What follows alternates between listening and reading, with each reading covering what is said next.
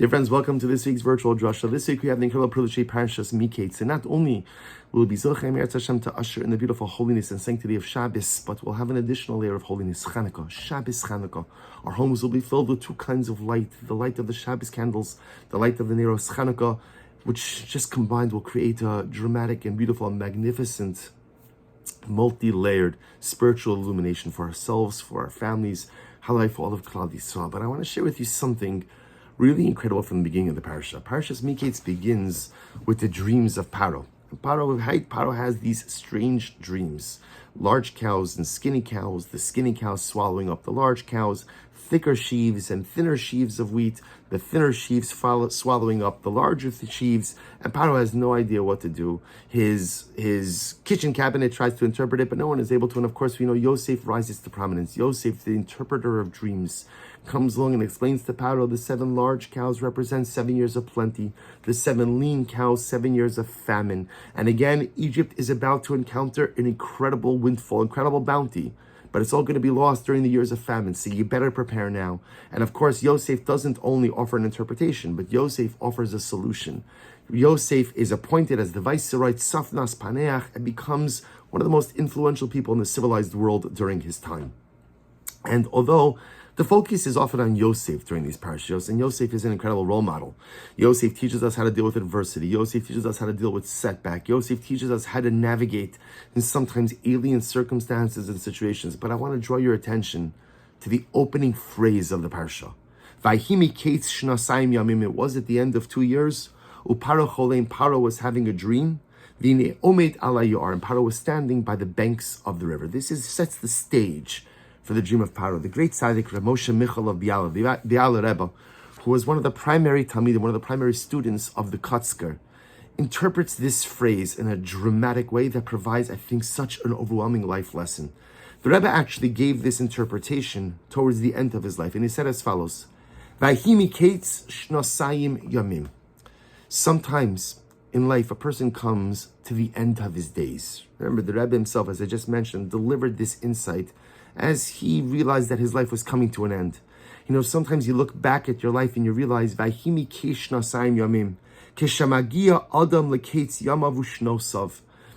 to the end. I'm coming to the end. I recognize that, again, more of life is behind me than in front of me. And what happens? There's this startling revelation. Uparo cholem. Now, again, we translate it as Paro's dreaming. But the Rebbe said like this: Paro, the Lashon of Paro, of para, also means to uncover something. To uncover something. What happens? Sometimes a person gets to the end of life, Paro cholem, and it's revealed that the whole thing was just a dream. Meaning what? Shekal chayav chalam gadol achar v'zavakis. What happens? That sometimes, by the way, the Rebbe understood it was that sometimes that I look back in my life and I realize that I kind of walked through it. I wasn't really awake. The whole thing was just a dream. Or I had so many incredible dreams and so many beautiful dreams and goals and aspirations, but they still remain unmaterialized. Uparo cholem. It turns out it is revealed that the whole thing was a dream. Why did I spend so much time schluffing, sleeping through life? Why did I fall asleep at the proverbial wheel? Why didn't I do more? Why didn't I accomplish more? All of the beautiful dreams that were rattling around in my head, in my heart, and my soul, all of those years, why did they just remain dreams? And furthermore, v'hine omed al hayar. Remember again on the pasuk, the way Paro was standing at the banks of the river. And I look back at my life, and in front of me is this incredible sea of accomplishment, sea of potential, sea of beautiful accomplishment. And I only stood by the shore. I only stood by the banks of the river. I never ventured forward into the sea of accomplishment. So, dear friends, you hear the profundity, right? The pasuk is, it was at the end of 2 years. Paro has a dream. Paro cholem, he's dreaming. Vine omed ala yor, and he's standing by the banks of the river. And the next part of the story is the cows start coming out. The Rebbe says there's such a profound life message. Sometimes I come to the end of life. Or an end of life doesn't even have to mean deathbed, but just like I'm in a retrospective state of mind and I'm thinking about the life that's behind me.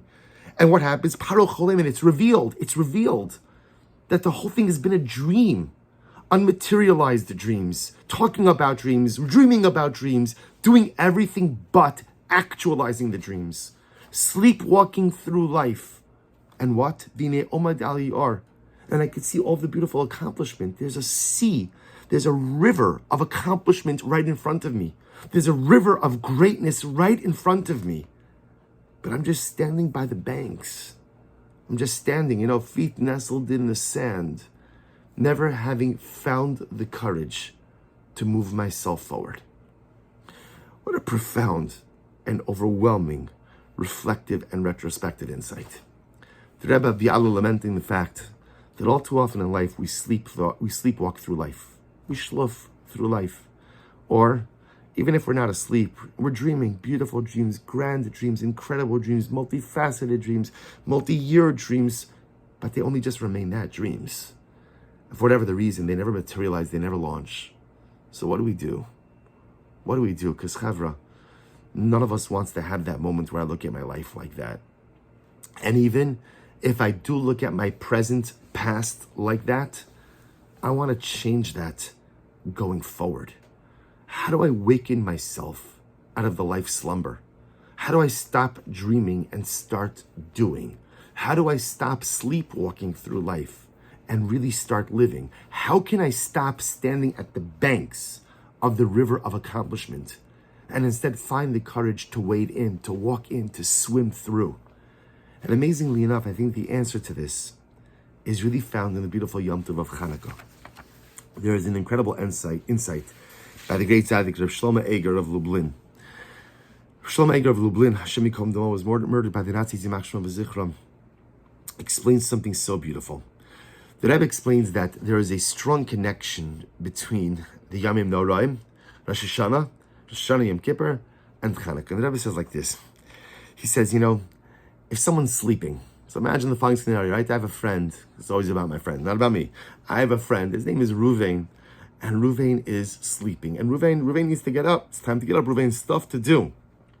And now I am vested with the responsibility of waking up Ruvain. So the Rebbe says that there are two different ways. There are two different ways in which a person could go ahead and wake up someone who is sleeping. You could either make a very loud noise, and the person is startled, awakened, okay, they get going. Or you could turn on the lights, create illumination, remove the darkness, and the darkness will cause the person to wake up. And the Rebbe Rav Shlomo Eger of Lublin says so beautiful. He says that if you think about this, this is the dynamic of Yamim Noraim and Chanukah. It says the avodah of Yamim Noraim is, as the Rambam says in Hilchos Shofar, he says, Uru Yeshenim Mishinaschem. Our greatest challenge in life is, as we just said before, it's not that we sin, it's that we slumber. The problem is not with sin, the problem is with slumber. Everybody sins, and everybody commits averos. And Chevra, as long as you're breathing, you're going to keep committing averos. The avod is, after I commit an averos, to do tshuva, and to turn myself around, to decrease the frequency of the averos, or maybe to stop doing certain things, even though inevitably I'm going to end up start doing other things. But of course I'm going to sin. The greatest challenge in life is not sin, it's slumber. It's that I fall asleep, so comes Rosh Hashanah, comes Yamim Noraim, Hakadosh Baruch Hu says, okay, let's wake up. Chavra, let's wake up. And once you wake up, there's no telling what you could accomplish, right? You ever have that feeling where you wake up one morning, I don't know, it happens for different times in life, and you're like, this is the day I'm going to conquer the world. This is the day I'm going to do all the things I've been talking about. Today is the day. Well, comes Rosh Hashanah, Hakadosh Baruch Hu says, my tired children, my beautiful children, just wake up. Just wake up. And so the shofar comes along to wake us up. And there's the shvarim, and there's the trua, and there's the tekiah, and there's the combinations, and there's all different types of sound. Why? Because different sounds and different combinations awaken different things inside of us. But the entire avodah is to wake up. And then we wake up at Hashanah, and we're inspired, and Yom Kippur, and Sukkot, and Hoshana Rabbah, and Shmini Atzeres, Simchas Torah, all incredible. Then the winter comes, and I fall back asleep. Because such is the nature of man, to fall asleep. Man is made of matter, and matter is naturally at rest until acted upon. I fall back asleep. It comes the Yom Tov of Chanukah. Says Rav Shlomo Eger of Lublin. And what happens? The Rebbe Shalom says, okay, let's turn on the lights. Let's turn on the lights. Okay, you fell back asleep. The shofar woke you up, But you know what happens? You sit down for too long, you lay down on the couch on a Shabbos afternoon, you wake up and it's Tuesday. Right? So you fell asleep after Rosh Hashanah, okay, you fell asleep after Yamim Noraim, after Shmini Atzeres, after Simchas Torah. Let's turn on the lights and get you back up. Says the Rebbe so beautifully. Chanukah is the Ribono Shel Olam turning on the lights, asking us, pleading with us, begging us to wake up. Don't live a life of chalomos. Don't live a life of dreams. Dreams are good as long as you execute. Dreams are powerful as long as you perform. But dreams are dangerous if all I do is consistently dream. The Yom Tov of Chanukah comes and the Rebbe Shalom flips the light. Time to wake up. Good morning. Good morning. There's a whole beautiful river of accomplishment in front of me. There are untold possibilities for who and what I could become and what I could accomplish. All I have to do is stay awake long enough to allow those things to happen. And this is the incredible power of this Shabbos Chanukah, Parshas Mikeytz, and Chanukah coming together. Because as I mentioned before, this week, we're going to have more light in our lives than ever. Because come Shabbos afternoon, we're going to kindle our menorah and then light our Shabbos candles. At no other time throughout the year is there more light in the room, is there more light in the house, is there more light in my life than this Shabbos. On Parshas Mikeytz, where the Rebbe Biala lamented the fact that sometimes we end up sleepwalking through life.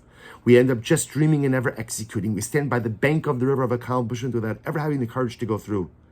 This Shabbos, the lights are on. This Shabbos Chanukah, the lights are on. And if the lights are on, then we have an incredible opportunity to stop slumbering, to stop shluffing, to stop sleepwalking, to wake up and to accomplish something great. Maybe Zochem Yirtz Hashem, to come out of our slumber. Uru Yishinim Mishinaschem, His Oreri. Time to wake up. Time to be alive. Time to be energized. And if we could just open our eyes long enough, we will see that great river of accomplishment in front of us. That river which contains untold possibilities about who we can become, what we can accomplish. We should be Zochem Yirtz Hashem, to bask in the light, to take in the light, to appreciate the light, and allow that light to guide us in accomplishing great things going forward, to use that light to guide us into wading into the sea of accomplishment, and may we be Zochem Yirtz Hashem, to never come out. Wishing everyone a good night of Shabbos and a beautiful Shabbos Chanukah.